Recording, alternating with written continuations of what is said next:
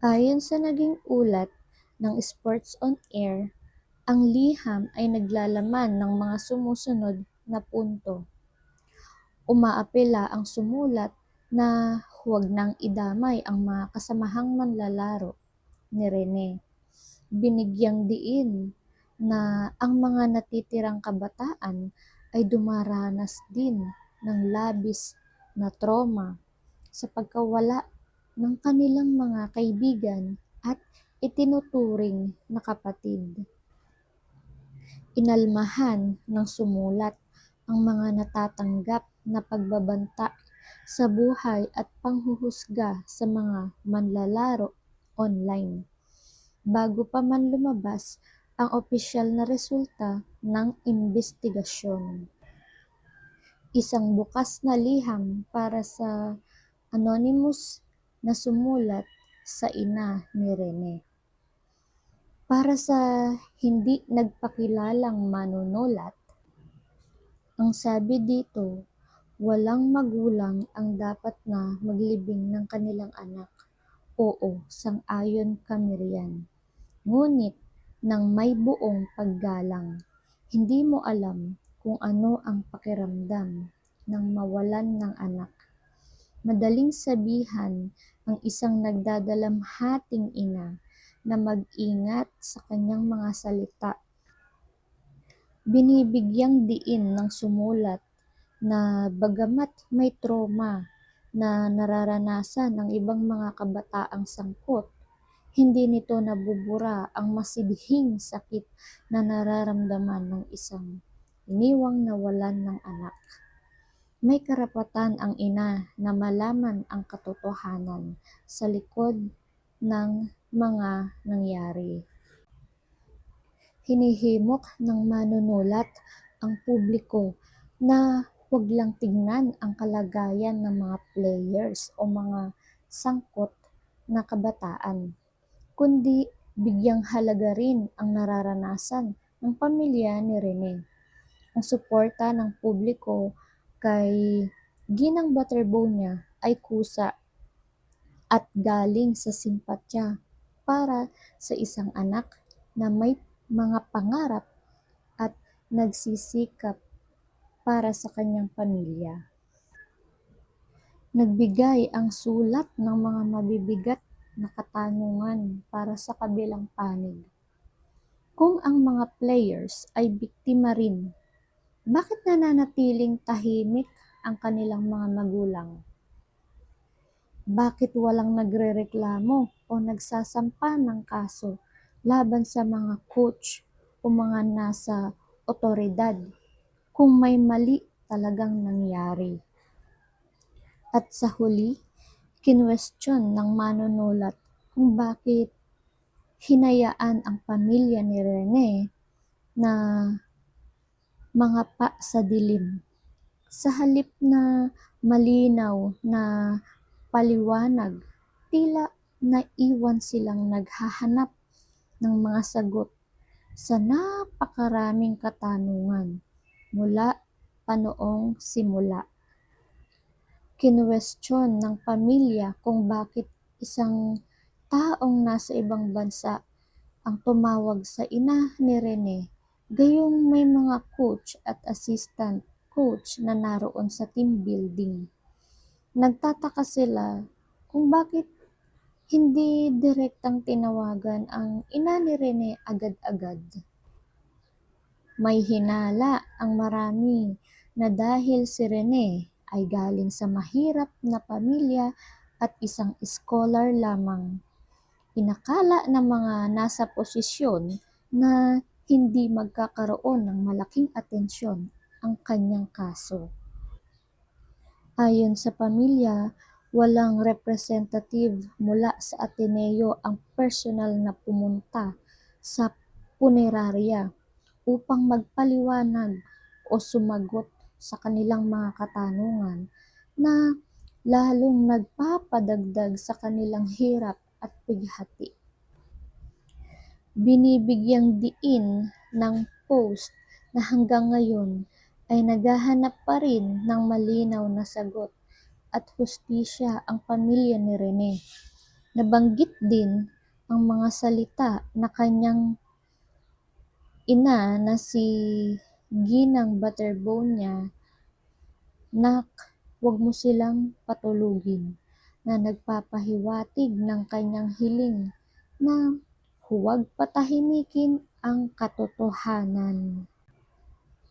Binibigyang diin na walang sinuman ang may karapatang magdikta sa isang ina kung paano niya dapat ipahayag ang kanyang sakit o paano siya dapat magluksa sa pagkawala ng kanyang anak. Kinuwestiyon ng sumulat kung bakit marami pa ring hindi nasasagot na tanong kung talagang naging tapat ang mga manlalaro at coach at simula pa lamang. Binanggit sa sulat na maraming Pilipino ang nakauunawa kung bakit mahirap magtiwala sa proseso ng batas, lalo na kapag ang sangkot ay mga powerful institutions o makapangyarihang organisasyon.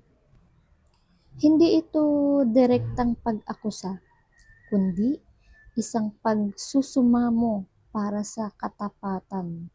Ayon sa teksto, ang pakiusap ng isang nagluluksang ina ay hindi dapat ituring na paninira o panghuhusga sa iba. Ang mga pahayag na ito ay madalas makita sa mga kasong may kaugnayan sa hazing o mga aksidente sa loob ng mga paaralan at organisasyon kung saan ang pamilya ay humihingi ng katarungan laban sa mas malalaking grupo. Gusto nilang tumigil ang mga tao kung ang sitwasyon ay baliktad. Hayaan ninyong itanong ko ito sa inyo.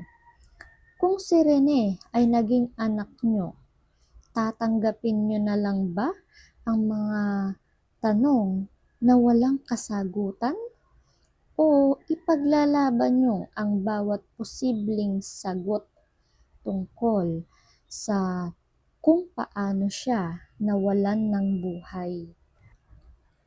At kung nakaligtas si Rene, ngunit isa sa pinakamayayaman o pinakamaiimpluwensyang estudyante ang namatay, tapat ba kayong naniniwala na ang lahat ay mangyayari sa eksaktong parehong paraan?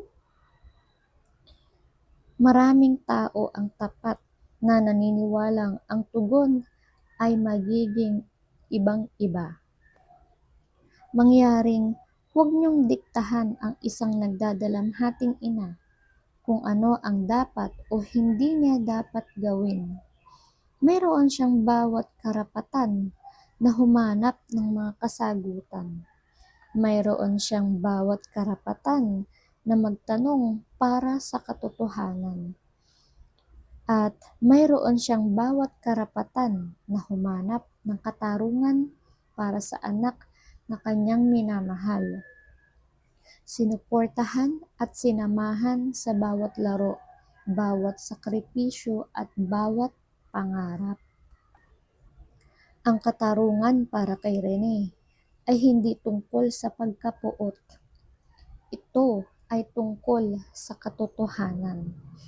At hanggang sa ang bawat tanong ay masagot sa pamamagitan ng isang patas, kumpleto at walang kinikilingang investigasyon. Walang sinuman ang dapat umasa na titigil ang kanyang ina sa paghahanap ng katotohanan. Binanggit nito ang posibilidad ng pagkakaiba sa hustisya kung ang biktima ay mula sa isang mayaman o maimpluwensyang pamilya. Binigyang diin nito na ang paghahanap ng katotohanan ay hindi nagpapakita ng puot, kundi isang karapatan ng isang magulang na nawalan ng anak.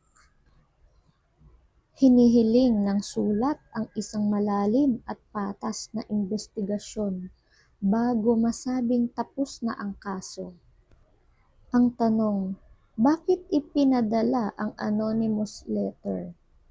Ipinadala ang sulat dahil sa patuloy na pampublikong pagkondena, pambabatikos at mga death threats na natatanggap ng mga kasamahang manlalaro o co-players at mga coach matapos ang trahedya sa training camp sa Aurora, kung saan nasawi si Rene.